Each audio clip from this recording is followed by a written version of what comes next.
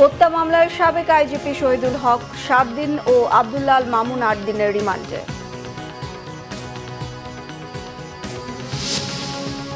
হামাসের 5 শীর্ষ নেতার বিরুদ্ধে যুক্তরাষ্ট্রে ফৌজদারি মামলা। যুদ্ধবিরতির মধ্যে গাজায় ইসরায়েলি বাহিনীর ব্যাপক গোলাবর্ষণ।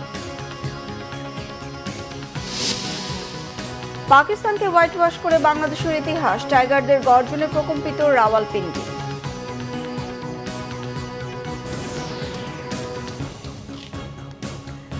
দেখছিলেন ক্রাউন সিমেন্ট সংবাদ শিরোনাম, এবার বিস্তারিত। জিজ্ঞাসাবাদের জন্য পুলিশের সাবেক মহাপরিদর্শক একেএম শহীদুল হককে 7 দিনের ও আব্দুল্লাহ আল মামুনকে 8 দিনের রিমান্ডে নিয়েছে পুলিশ। মোহাম্মদপুর থানার মুদি দোকানি আবু সায়েদ হত্যা মামলায় পুলিশের সাবেক 2 আইজিকে মঙ্গলবার রাতে রাজধানীর একাধিক স্থান থেকে গ্রেফতার করা হয়।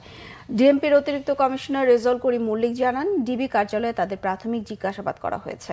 আজ ভোরে দুজনকে আদালতে হাজির করা হলে শহীদুল হকের 7 দিন ও আব্দুল্লাহ আল মামুনের 8 দিনের রিমান্ড মঞ্জুর করেন আদালত।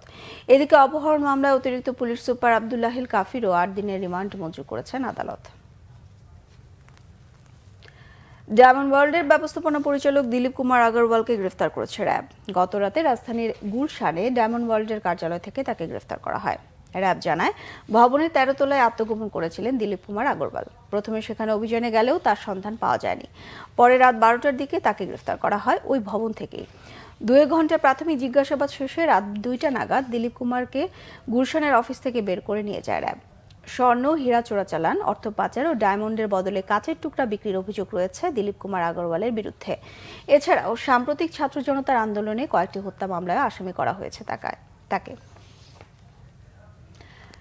শিল্পাঞ্চল আশুলিয়ার বিভিন্ন কারখানায় শ্রমিকরা কাজে যোগ দিলেও কিছু কিছু কারখানায় কাজে আবারও শ্রমিকরা বিক্ষোভ করেছে। সকালে কারখানায় প্রবেশ করে হাজিরা নিশ্চিত করে দাবি দেওয়া নিয়ে বিক্ষোভ শুরু করে শ্রমিকরা। এক পর্যায়ে কারখানা থেকে বের হয়ে সড়কে অবস্থান নেন তারা। 18 দফা দাবি বাস্তবায়নের দাবি তাদের। এদিকে নাসা সুপার ওয়াশ লিমিটেডের মালিকপক্ষ জানিয়েছে, শ্রমিকদের নির্দিষ্ট কিছু দাবি মেনে নেয় তারা কাজে যোগ দিয়েছেন।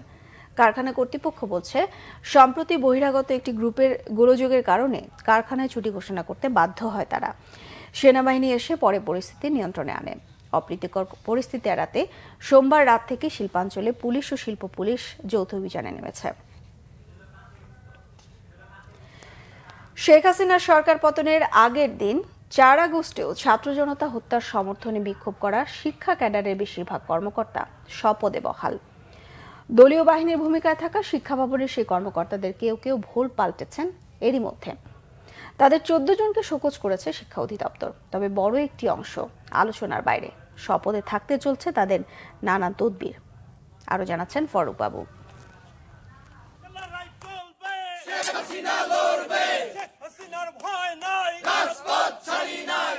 স্লোগান দেয়া ব্যক্তিরা কোনো রাজনৈতিক দলের কর্মী নয়, মাধ্যমিক ও উচ্চ মাধ্যমিক অধিদপ্তরের কর্মকর্তা।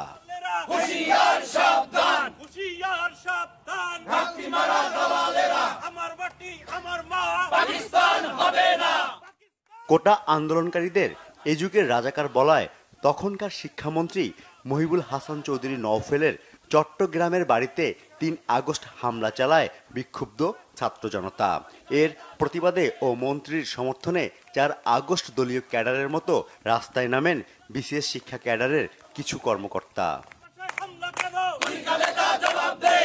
আচরণ, স্লোগান, বক্তব্য ও বডি ল্যাঙ্গুয়েজেও তারা একজন দলবাজ। চাকরিরত অবস্থায় এমন দলীয়পনার তথ্য জানতে শিক্ষা ভবনে যায় বাংলাভিশন টিম। 4 আগস্ট স্লোগান দেয়া শিক্ষা ক্যাডারের কয়েকজনের দেখা মিললেও তারা এড়িয়ে যান, কথা বলতেও রাজি হননি।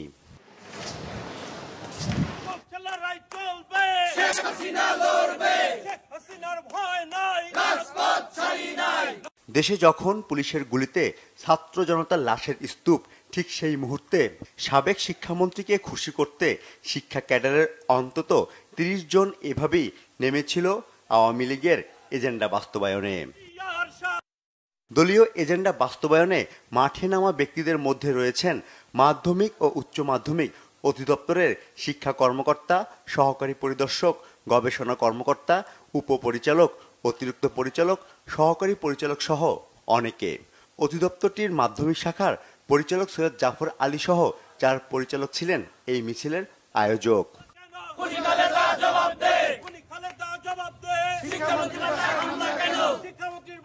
স্লোগানে গলা ধরার জন্য কর্মকর্তাদের জড়ো করেন পরিদর্শন ও নিরীক্ষা অধিদপ্তর থেকে বদলি হওয়া 24তম বিসিএস এর কর্মকর্তা ডক্টর এনামুল হক ও 33তম বিসিএস কর্মকর্তা আব্দুল্লাহ আল মামুন। খাবারেরও আয়োজন করেন তারা। দলীয় কর্মীর ভূমিকায় থাকা সরকারি কর্মকর্তাদের তালিকা করার কথা জানিয়েছেন সদ্য যোগ দেয়া শিক্ষা মন্ত্রণালয়ের পরিদর্শন ও নিরীক্ষা অধিদপ্তরের পরিচালক প্রফেসর কাজী আব্দুল কাইয়ুম। এটার একটা দৃষ্টান্তমূলক একটা শাস্তি হওয়া উচিত, এই জন্য যে প্রথমত চাকরির বিধির বাইরে তারা এটা করেছেন এবং রাষ্ট্রের বিরুদ্ধেও এটা এক ধরনের কাজ হয়েছে, যে একটা পপুলার মুভমেন্ট হচ্ছিল, যে মুভমেন্টের ফলে একটা সরকারের পরিবর্তন হয়ে গেছে, সেটা তার বিরোধী স্রোতে তারা দাঁড়িয়েছেন। আমরা শোকজের জবাব পেলে আমরা ব্যবস্থা নেব। শোকজ পাওয়া কর্মকর্তাদের ভূমিকা জানার কাজ শুরু হয়েছে এরই মধ্যে। ফররুখ বাবু, বাংলা ভিশন, ঢাকা। আন্তর্জাতিক প্রসঙ্গ। ইয়াহিয়া সিনওয়ার সহ হামাসের 5 শীর্ষ নেতার বিরুদ্ধে হত্যার অভিযোগে ফৌজদারি মামলা করেছে যুক্তরাষ্ট্র। এদিকে প্রতিশ্রুতি ভঙ্গ করে পোলিও টিকা কর্মসূচি চলাকালে গাজায় ব্যাপক গোলাবর্ষণে ফিলিস্তিনিদের হত্যা করেছে দখলদার বাহিনী।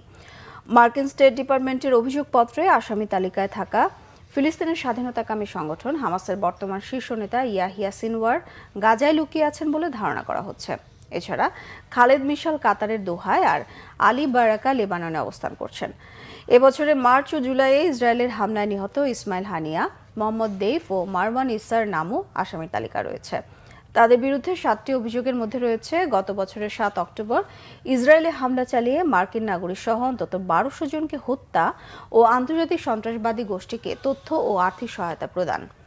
মার্কিন অ্যাটর্নি জেনারেল মেরিক গারল্যান্ডের অভিযোগ, ইসরায়েলকে ধ্বংসের জন্য অভিযুক্ত 6 জনের অপকর্মে অস্ত্র ও অর্থ সহায়তা দিচ্ছে ইরান ও লেবাননের হিজবুল্লাহ। এ ছিল এখনকার মতো, পরের সংবাদ সকাল 11টায়।